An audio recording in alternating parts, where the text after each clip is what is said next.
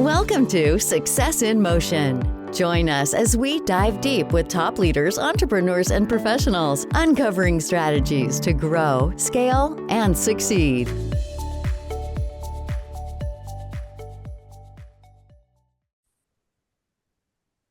Welcome back to the Success in Motion podcast. I'm your host, Alex Burho, and today we're going to be joined by Jim Schalk.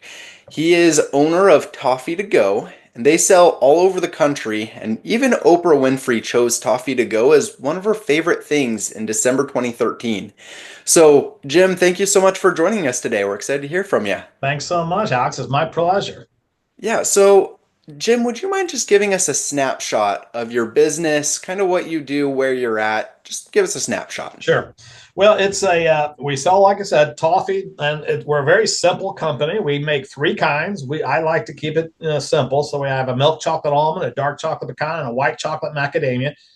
Even after 23 years of being in business, even this last weekend, I was over in Vero Beach at a little show, and people were asking, "Do you ever do milk chocolate with pecans or dark chocolate with all?" And I'm like, no, these are the three flavors I do. So we just and the packaging is very nice, but it's very simple as well. We pretty much have three types of packaging: a signature, which is our all year round green box. We have a nice holiday box, and then we have a classic and more of a pink box, which is made for first quarter. So three kinds of toffee. And like I said, we've been doing it for 23 years. Now we are in Pinellas Park, which is where our production facility is. That's our warehouse. And during the fourth quarter, starting like September or so, we will be making 1,000 pounds a day of toffee. So yeah, we go through and for those of you that don't know, I'm not sharing my whole recipe, but it's pretty much butter and sugar. So there's not a whole lot to toffee except butter. When we go through a lot of butter and a lot of sugar. Now, our retail store is in Tampa, which is where we used to have the production facility. And like you mentioned, Oprah, after we got that, it was about a 60% increase. So we had to move out of our retail and make that the retail store and then move over to Pinellas to the warehouse. So the retail store is called Toffee to Go and More. And of course, we sell our toffee there. But then I take toffee that's not packaged up over there to the pastry chef, because I'm not a pastry chef by trade. So I hired a pastry chef. So we do cakes, pies, cookies. And interestingly enough, the things that sell the most are everything made with toffee. So we have a toffee cookie that outsells the other 5 or 6 cookies. We have a toffee cheesecake that outsells the New York cheesecake. Our best seller is a gooey toffee bar. I do make also a toffee sauce, which is delicious. It's the same recipe as the toffee. I just add a heavy cream to it. And we'll use that to put on top of ice cream. We use it on top of the cheesecake. She'll cook with it with the gooey toffee bar. So we have Toffee to Go and More is our retail store. And then Toffee to Go is in Pinellas Park.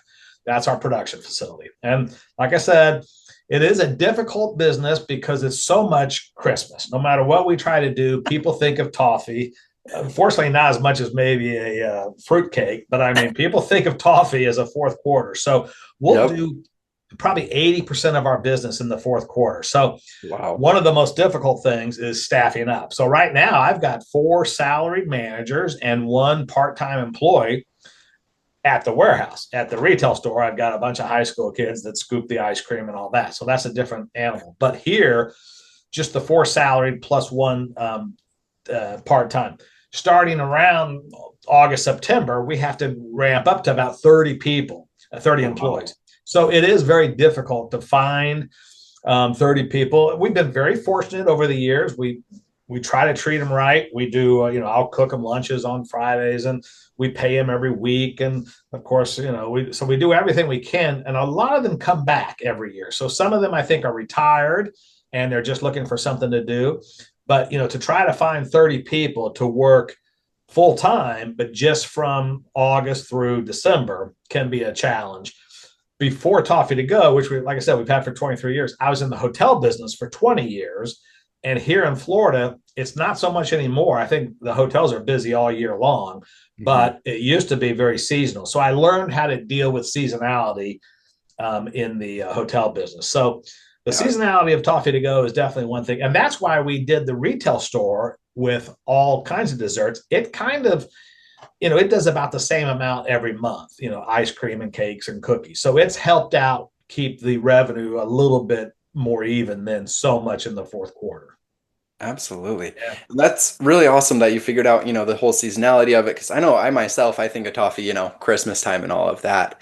We a little bit of, people say, well, don't you do Valentine's? No, people always ask me, well, don't people give gifts all year round? I said, really? Do you? And they said, well, no, I only give them at Christmas. I said, well, that's how everybody is. And I said, I think Sam Walton is a little bit smarter than me. And I think Walmart does about 70% of their business in the fourth quarter. So there's not probably a whole lot you can do to get around it, unfortunately.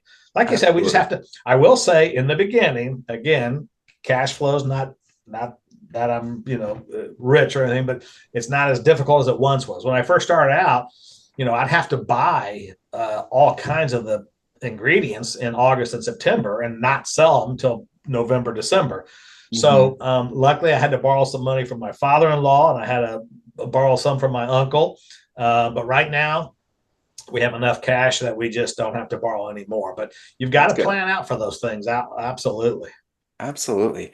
So something I'm curious about is, how did you get into the toffee world? Because I know we all have our family recipes and stuff. So how did you take either this idea or recipe and turn it into an actual full-fledged business? Yeah, very interesting. Like I said, I was in the hotel business for 20 years and was making a pretty good salary after 20 years, of course. And my wife was a stay-at-home mom. For many of your younger listeners probably don't even know what that is, unfortunately, anymore, because we don't have both husband and wife have to work outside the home. But she was able to stay at home with the two daughters. And she said, she'll tell, now she's half owner and she's not here today, but she would probably tell you a little bit of a different story. But she always says she was on a tight budget, which I didn't think she was that tight of a budget, but I'm sure she was. So she just wanted to make a little bit extra cash at Christmas time. So we first started out, she was doing something with cookies, and that lasted about a week. So then when she said, and she sometimes would start something and not go too long with it. So when she came home and said, hey, Jim, actually, so we were doing toffee at Christmas time just to our friends and mostly friends and neighbors, to help pay for Christmas gifts for those people. And one of her friends said, oh my goodness, this is delicious. You need to sell it. So she came home and said, hey, we're going to sell the toffee. Well, I just figured it was another one of her ideas and it would pass in a week or whatever. So I'm like, sure, okay, no problem. So we started out of our house, and that's, people ask me a lot of times, how did you come up with the name Toffee to Go? And it was my wife. She's the smart one in the business. I'm the good looking one. But I said, you come to our house and you buy it and you have to go. So really for about 4 years, we were doing it out of our house. We had a brother-in-law who was a lawyer, and he said, Jim, the FedEx truck is coming up to your house quite a bit. He says, I think you need to move this into a commercial area. So I'll tell you another quick story. I've been married for 37 years, but I say I'm don't like commitment. So I go to sign a 5-year lease on our first. It was 1,000 square feet. Now the warehouse is 16,000, and the retail store is 3,500. But this was 1,000 square feet. It was a big deal to me. So I go down to the city, and they say, "Well, what are you going to be doing there?" And I said, "Well, we're going to manufacture toffee. We're going to make toffee." And they said, "Oh," and I had already signed the lease for 5 years. And they said, "Oh, well, that's great." They said, "Unfortunately, that building is only good for retail." So I'm like, "What?" So I walk out, turn around, scribble out manufacturer and say retail, walk back in and say, "Yeah, guess what? We're going to start retailing toffee from this." And they said, "Well, congratulations, you got your permit." So that was a odd awakening to the first 24 years ago or so. So that's how we got into it. Really, Lisa was going to do, like I said, just trying to make a little bit of money out of our house and at Christmas time. So that's how we got started. Now I will tell you this: she's born and raised in Tampa. So we went to she went to a little boutique, Christmas boutique. And she said, "Jim, people are really talking about the toffee. They say it's delicious. They really think we have some." And I said, "Oh, honey," she says I do the little pat on her back. I said, "Oh, honey," I said, "these are all friends of your mom or friends of your dad or friends of you." I said, "I don't think it's anything special." And she said, "I don't know, Jim. I think we have some." She said, "I think we should so I, maybe do something with it." I said, "Well, let me go to one of the shows." So I went and I said, "Wow, people are really talking about it a lot." So that's how we got into it. I love it. Yeah. So there's a lot of, all sorts of dessert industries out there, whether it's crumble or all these other things. So, what do you guys say sets you apart, or what's kind of your thing that, comes easy to you guys? Well, it is, and I'll tell you, we're still, even though we've had the retail store for a while, it's it's been a little flat, and Toffee to Go has always gone up, increased every year. So Toffee to Go is definitely different. It's mostly corporate. So we put company, that's what differentiates us, I think, by putting logos on the boxes. And of course, the packaging is gorgeous, and the toffee really is delicious. I don't know why. I've just been very blessed. It stands out from most toffee. So toffee to go is more of a, for corporate, and 300 boxes going to one company or going to different people of their clients. The retail store has been more difficult. And we do try to go to Nothing Bundt Cake or Crumbles and see what they're doing. And we're still evolving. I just hired more of a general manager to try to help out how to increase revenue more. And because it is difficult, there's a lot of dessert places in South Tampa. There weren't that many when we first opened. I'm not sure if people aren't going out to dinner. I mean, they're going out to dinner. The restaurants are packed, but whether they're going out for a dessert afterwards. So our busiest time a lot of times is after 7 o'clock. I will say we do coffee, Kawa Coffee. It's a local coffee company here. It's a delicious coffee. So when we first started, the coffee guy said, "Jim, you got to be open by 7 a.m. at the latest." And then, of course, we sell ice cream. And so the ice cream guy was saying, if you're going to sell ice cream, you have to be open until at least 9. So I'm thinking, oh my goodness, we're going to be open from 7 in the morning until 9 at night. So we have changed the hours a little bit, and we're just like 1 to 9 during the week. But I think we're looking more at carry out business. So trying to get more whole cakes or whole dessert platters. And I just think like some of them, Nothing Bundt Cake and Crumble, they don't have a lot of indoor seating. We have a beautiful indoor seating area, but I think we're going to focus more on carry out. So it has been difficult to stand out in the dessert realm for sure. Hmm. I bet. Now, if someone else is kind of wanting to follow along your path, whether in whatever kind of dessert they have, what kind of tips or tricks would you have for them? Well, again, after 23 years, and we've done some speaking engagements, and I always tell people the first thing, I think you've got to learn quickly is you've got to control your expenses. You got to look at your cost. You got to know where your costs are coming from. I'm telling you, I can't name off how many companies I've seen start up. In fact, when that first little area I was in was 1,000 square feet. I said I signed a 5-year deal. Right, it was in a strip mall or strip center, and right next to us was a guy doing, I don't know what it was now, but he had big screen TVs. It had something to do with child care. I don't know if it was after school or just maybe even just child care. But I mean, this place looked gorgeous, and I said, "Oh my, he's not going to be in business for more than 6 months." And I missed it by a month. He was actually out after 5 months. So Dang. you just have to first off, uh, unless it's a hobby and you've got a rich spouse or a father or something, and you're just doing it to have fun, that's one thing. But if you're trying to make a go of it and it's your own money, you have to really watch your expenses. And then I think the second, another thing, of course, is you've got to have a quality product. It doesn't matter how much sales you do or advertising you do. If you don't have a good product, they may try it once, but they're not going to come back.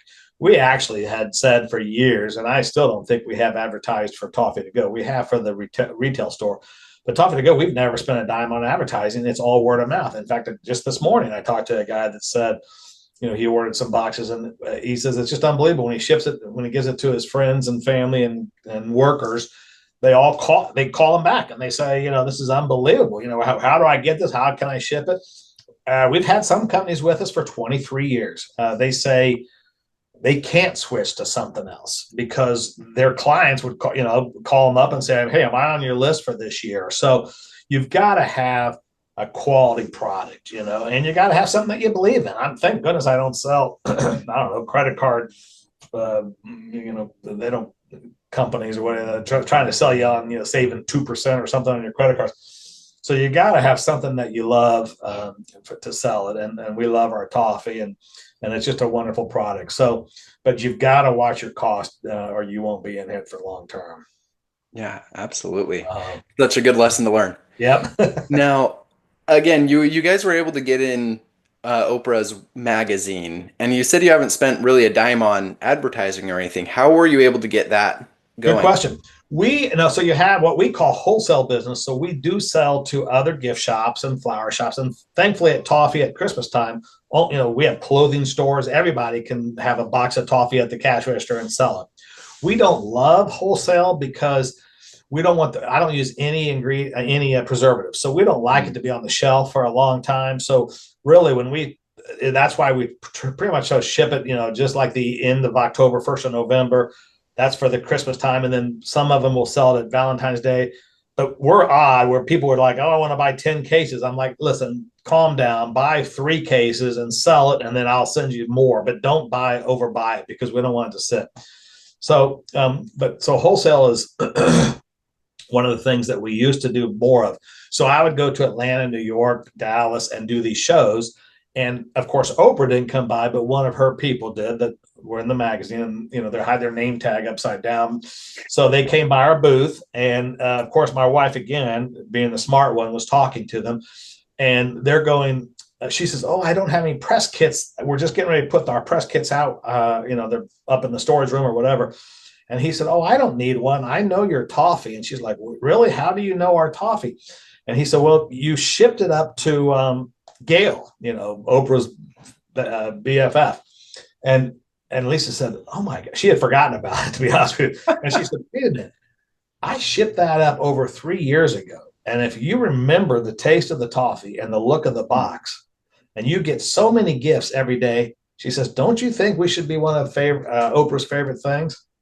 And then I'll tell you another quick one. So then he's going, well, we'll think about it. We'll be in touch. So then the next week, I think we were in New York at a gift show, and we tell a story, and I don't know if it's true or not. We were busy as can be, and we got all kinds of people were writing orders, and the Oprah people walked by, and Lisa pushes one of the customers out to the side, and she's waving her hands. "Hey, it's Lisa with Toffee to Go." Of course, I joked that I said we have a huge Toffee to Go sign behind us, and he waves and says, "I remember you." He says, "I'll be in touch." And so they got in touch, and really, we're just so blessed. Out of the 30 things that were on her Oprah list that year, she picked 5 to be on Good Morning America, or it's called Steals and Deals. So it's a half off thing. So we're on. So they opened up 5 products on in New York City, and just a huge. That was another on top of Oprah. Was even more. So I had one good idea. I said, "Listen, we may not be able to ship all of it out by Christmas, but we can guarantee by the middle of January or something." So we got a ton of orders off of that. But of course, she's a lot smarter than me. So it was 50% off. So I'm looking at her going, "This is nothing more than a what's that called? That's 50% off." I shouldn't say it because I don't want to slam another company, but I can't even think of the name of it. But anyway, I said, Groupon. I said, "This is nothing more than a Groupon." And she's going, "You're an idiot. What are you talking about? This is a lot more than a Groupon. It's going to be on, CBS or NBC, whatever that station was." So anyway, that's how they found us, was just at a wholesale show. And they still ask us. They'd like for us to do the sauce, but I just can't produce it enough. We haven't done that, but she can move a lot of products. Oprah can. Oh, absolutely. We were up at least 60% that year.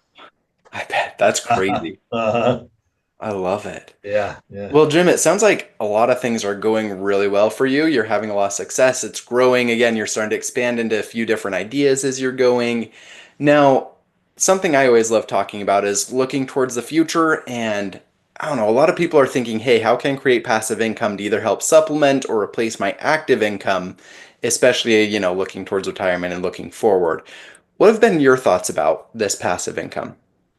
Yeah, it's a good question. A lot of people ask, if you want, unfortunately, both of my daughters are in different directions. They don't want to take over the business. And I'm 66. My wife's ready to retire now. She's 63. But so I joke, and I have no friends and I have no hobbies. So I don't think I ever want to retire. I think retirement is death, but we would like to slow down a little bit. So, but we are looking at possibly some things throughout the year that we can do that's not made with chocolate, or because that's the problem with us, especially being in Florida, as you know, we have to ship with ice packs and styrofoam coolers like 8 months out of the year. I mean, from November through March, it's okay, but there's a lot of time in April that's hot as can be.